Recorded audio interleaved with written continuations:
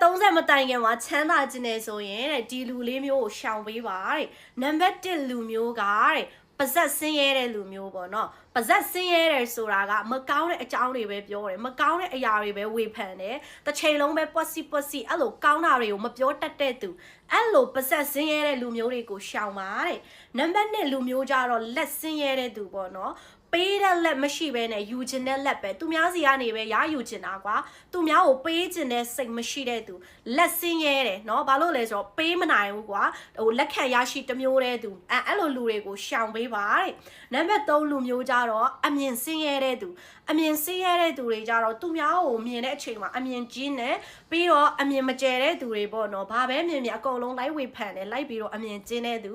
နံပါတ်4ကြတော့မေတို့စိတ်ဆင်းရဲတဲ့သူပေါ့နော်ဒီစိတ်ကလေမုရိတာမပွားနိုင်တဲ့သူသူများအောင်မြင်တာတွေ့ပြီးတော့မနာလိုဖြစ်တဲ့သူတစ်ချိန်လုံးပဲကွာအဲ့လိုမနာလိုပြီးတော့မကောင်းတဲ့စိတ်မကောင်းတဲ့အရာတွေပဲတစ်ချိန်လုံးခံစားနေရတဲ့သူအဲ့လိုလူတွေမှာကိုယ့်ရဲ့ဘဝတွေကိုရှောင်ပေးပါတဲ့အကယ်၍ကိုမရှောင်နိုင်ဘူးဆိုရင်ကိုကလေတဖြည်းဖြည်းနဲ့ပေါ့နော်တဖြည်းဖြည်းနဲ့ဆင်းရဲလာမှာဖြစ်ပါတယ်ဘယ်အပိုင်းတွေမှာလဲဆိုစိတ်ဆင်းရဲတို့ကိုဆင်းရဲတို့ငွေကြေးဆင်းရဲတို့အဲ့လိုမျိုးတွေရလာစေမှာဖြစ်ပါတယ်ဒါကြောင့်အခုဒီဗီဒီယိုလေးကိုကြည့်နေတဲ့သူတွေပေါ့နော်အသက်30မတိုင်ခင်မှာချမ်းသာခြင်းနေဆိုရင်ဒီဆင်းရဲခြင်း၄မျိုးပေါ့နော်အဲ့ဒါကိုရှောင်ပေးပါလို့ပြောချင်ပါတယ်မေကိုတိုင်ရောဘယ်လောက်ချမ်းသာနေပြီလဲဆိုရင်အရင်ကထက်တော့ပိုချမ်းသာနေပါပြီချမ်းသာတဲ့တထေးစောရီကတထေးတော့မဟုတ်သေးပါဘူးဒါပေမဲ့အရင်ကထက်ပေါ့နော်အရင်ကထက်တော့ပိုးဆိုးပတ်ဆက်ကိုတော့တော်တော်လေးကိုအဆင်ပြေပါတယ်ဒါကြောင့်